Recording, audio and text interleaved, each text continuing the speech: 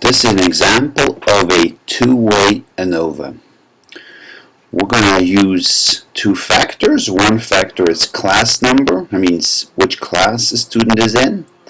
And the second factor is going to be the gender, so if it's a boy or a girl.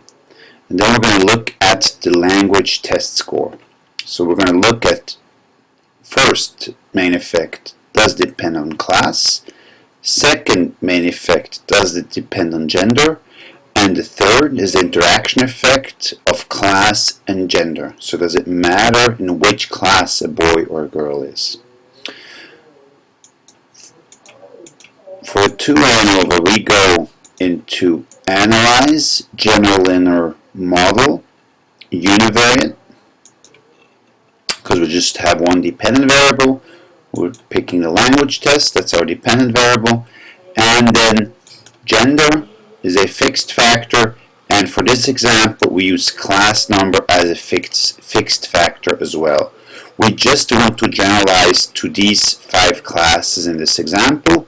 If we wanted to generalize in classes in general, right, if we just would view class membership, these 5 class membership as a sample for being in a class, then we would use it as a random factor.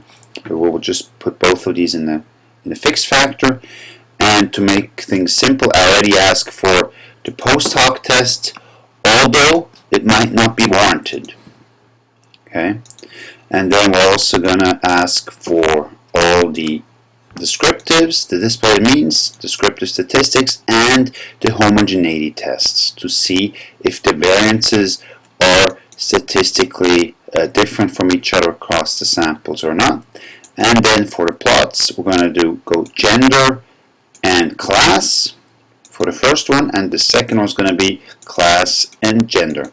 We do these both plots, they basically show the same thing, but in a different way, so that we have a graphical impression of the results. Okay, so while we wait, I get this warning message, right? No post hoc test for gender, because there's only 2 groups, boys and girls. So if there's a difference, we know it's between girls and boys. Then we see for the classes, there's 1, 2, 3, 4, 5 classes. These are the numbers of the classes, or the names if you want, right? This is a nominal scale. And we see here the overview of the averages for girls in all the 5 classes and for boys in all the 5 classes, and then the overall average for the classes. Then the Levene's test of equality of the error variance or variation within the groups, and we see this F test is significant. So it tells us that there is the significantly different variances in these groups. Because ANOVA is a very robust statistical procedure, we don't have to worry too much about it, but it tells us, it gives us information that some classes are more narrowly distributed. For example, class 10,021 has only a standard deviation of 6, while class 10,003 has a standard deviation of 11. So a lot more variation in this class here than in the other class. Then we're looking at the between subjects effects.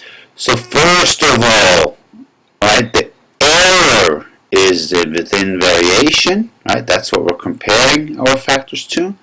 And then we go to our interaction effect, gender and class number, and that has a mean squares of 7.85. 7.85 divided by 69 is 0.113. That's not significant. So we know there's no interaction effect. That will simplify our interpretation. Then we'll look at gender as a main effect. We see 19.5 divided by 69 is 0.28, which is also not significant. So no difference in boys and girls here.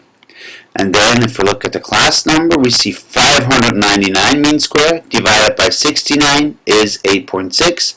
So this is highly significant. So this tells us there's no difference between boys and girls. There is a difference in the class number, and there is no interaction effect.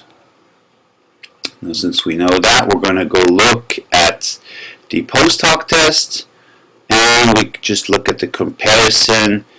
We see if we compare class 10,003 with all the other classes, it's significant except with 10,019.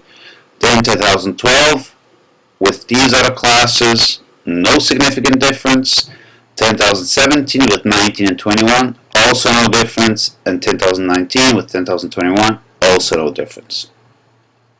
So we conclude there's a difference between 10,003 and 12, 17, and 21.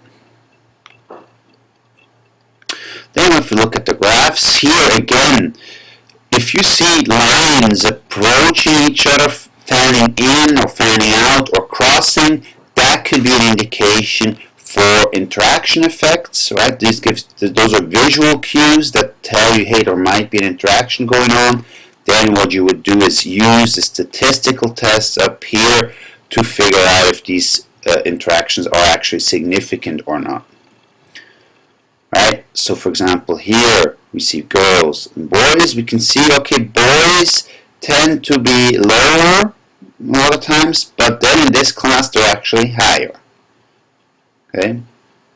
Then we see this similar here, right? This class 10,003, the girls are lower than the boys, but in all the other classes, the girls are actually higher than the boys. Right? Although we have a crossing of lines, right, this effect is not big enough to be a significant interaction.